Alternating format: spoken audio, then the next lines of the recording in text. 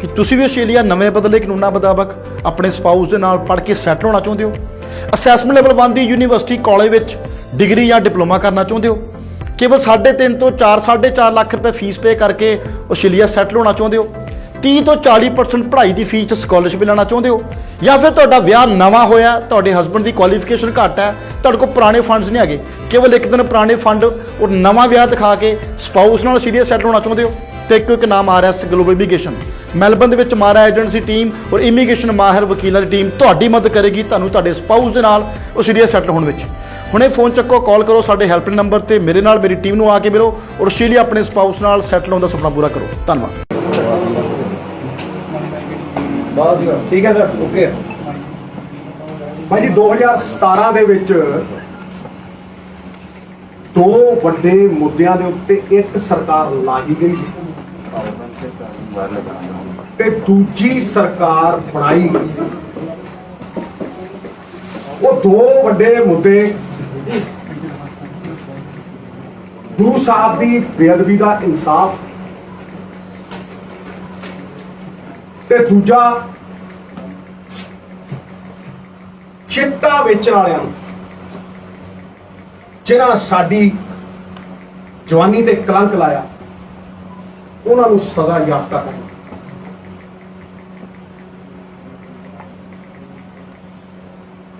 ਅੱਜ ਵੀ ਜੇ ਤੁਸੀਂ ਇਨਸਾਫ ਦਾ ਮੁੱਲ ਪੁੱਛਣਾ ਹੋਵੇ ਨਾ ਤੇ ਉਹਨਾਂ ਤੋਂ ਪੁੱਛੋ ਜਿਨ੍ਹਾਂ ਨਾਲ ਬੇਇਨਸਾਫੀ ਹੋਈ। ਪੰਜਾਬ ਦੇ ਲੋਕ ਅੱਜ ਵੀ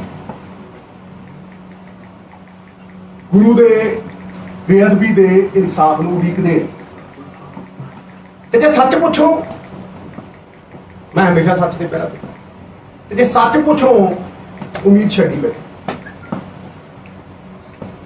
6 ਸਾਲ।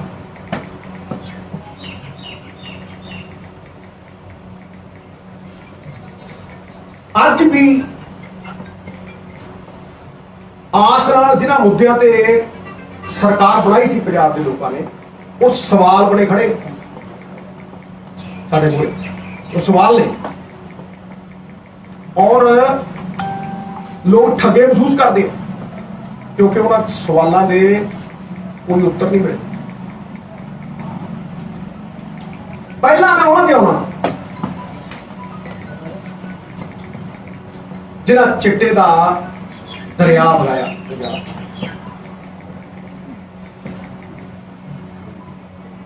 और पीढ़ी उस कगार ते खड़ी करती फिर लोग कहेंगे तो उन्होंने सजा याफ्ता करने लई सरकार बनी। STF की स्थापना हुई, एक ईमानदार अफसर को बाहरों बुलाया गया,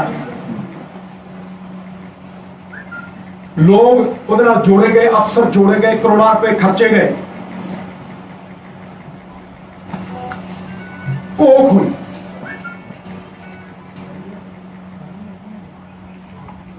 रिपोर्ट बना के सबूत दे नाल दोषियों के नाम पेश किए गए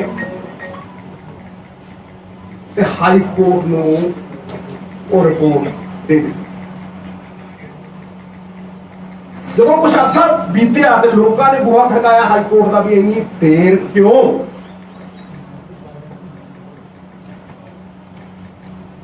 अहम मुद्दे इस विच देर क्यों, ये सवाल पूछा गया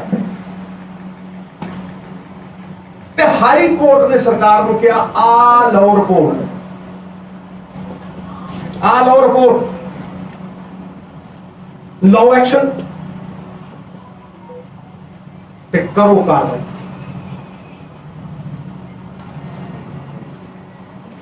रिपोर्ट टीवी ते लाइव चली, नेशनल चैनल। मैं बेखौफ होके प्रेस कॉन्फ्रेंस की थी और शरेआम सबूत पेश किए, पर सरकार कहती असी पढ़ी, असी पढ़ी। ਮਾਵਾਂ ਦੀਆਂ ਕੋਖਾਂ ਉਜੜ ਗਈਆਂ, ਲੱਖਾਂ ਦੀਆਂ, ਲੱਖਾਂ ਘਰ ਬਰਬਾਦ ਹੋ ਗਏ। ਕੀ ਇਹ ਮੁੱਦਾ ਇੰਨਾ ਅਹਿਮ ਨਹੀਂ ਕਿ ਤੁਸੀਂ ਉਸ ਰਿਪੋਰਟ ਨੂੰ ਪੜ੍ਹ ਸਕੋ, ਰਿਪੋਰਟ ਉੱਤੇ ਐਕਸ਼ਨ ਲੈ ਸਕੋ?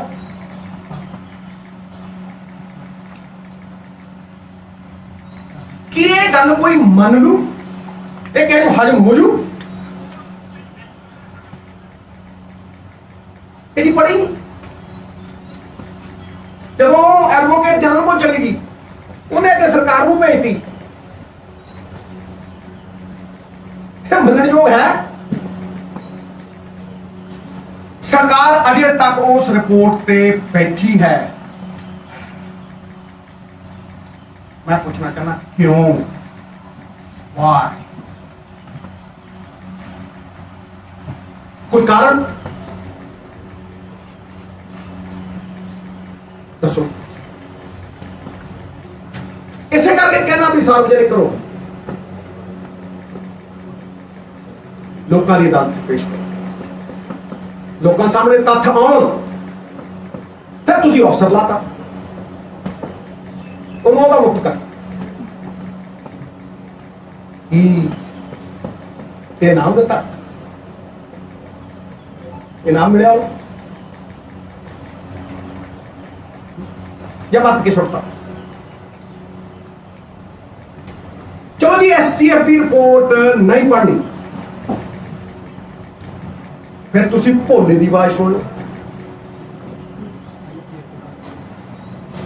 नहीं सुननी जी, नहीं पढ़नी जी, नहीं पढ़नी, नहीं पढ़ना। फिर तुसी भोले की आवाज सुन लो, जिहड़ा कहता जी मैनू फलाने फलाने ने ये कर लाया, ये मैं कुछ नहीं, भाजी बड़ा आका ते वो सी। ये वो कहता फिर तुसी उन्होंने अंदर दे रखा कहने की लोड़ है।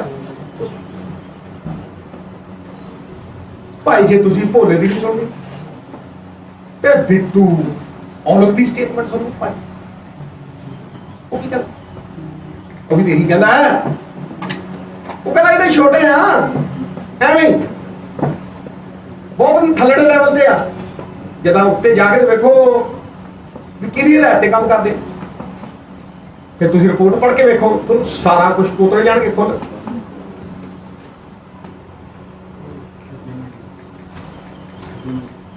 तुसी सच नूं क्यों नहीं सुनना चाहते?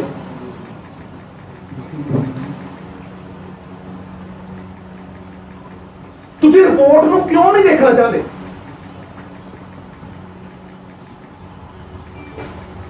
ताही लोगों का विश्वास तो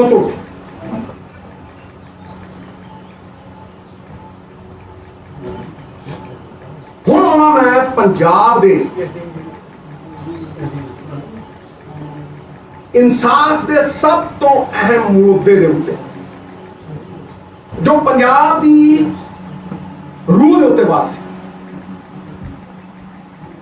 आत्मा के आघात से गुरु साहब की बेअदबी का मुद्दा कदे ना भरने वाला, अजे भी रचने वाला नासूक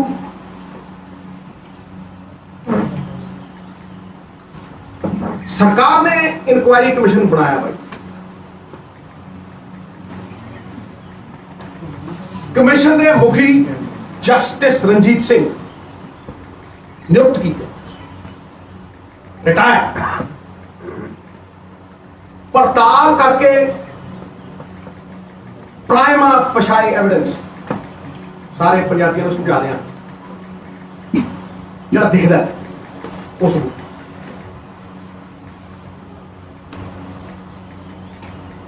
दोषियों के नाम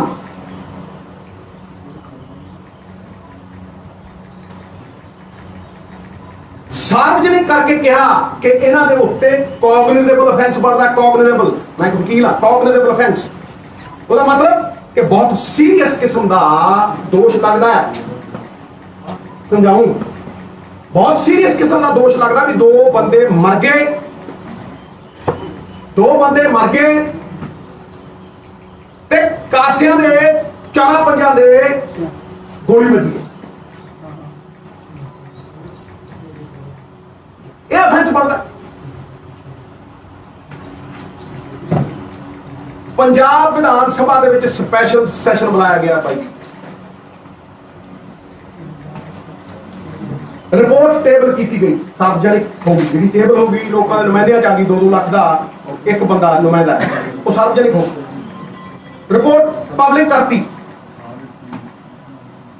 जिन्हां ते दोष लगे सी वो विधान छड्ड के भज गए, विधान सभा चों भज गए। तुहानूं पता लगू भी ये गल कितने तक जाती है। पर सारी दुनिया ने देखा, लाइव चलिया, सारी दुनिया ने देखा मेरे जगत गुरु, दुनिया के गुरु, सृष्टि के मालक के बारे 100 MLA ने की कहा,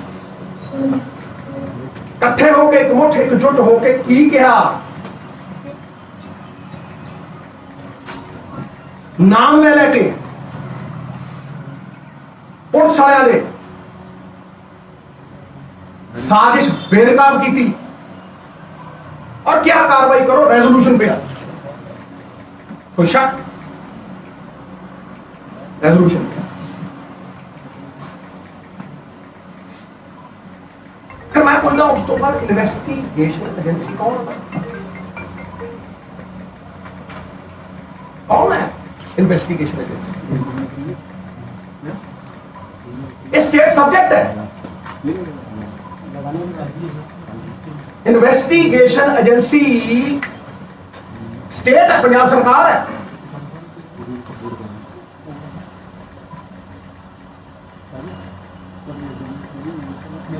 पंजाब के लोगों को कोई समझा दे, कोई, मैं कहता कोई समझा दे कि FIR दे विच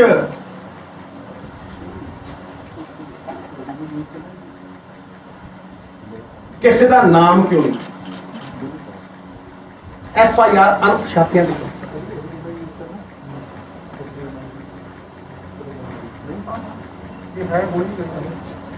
गोली कांड दे विच पुलिस वाले कौन सी? भाई जी चुप। गोली कांड च पुलिस वाले कौन सी? हुक्म देने वाले कौन सी?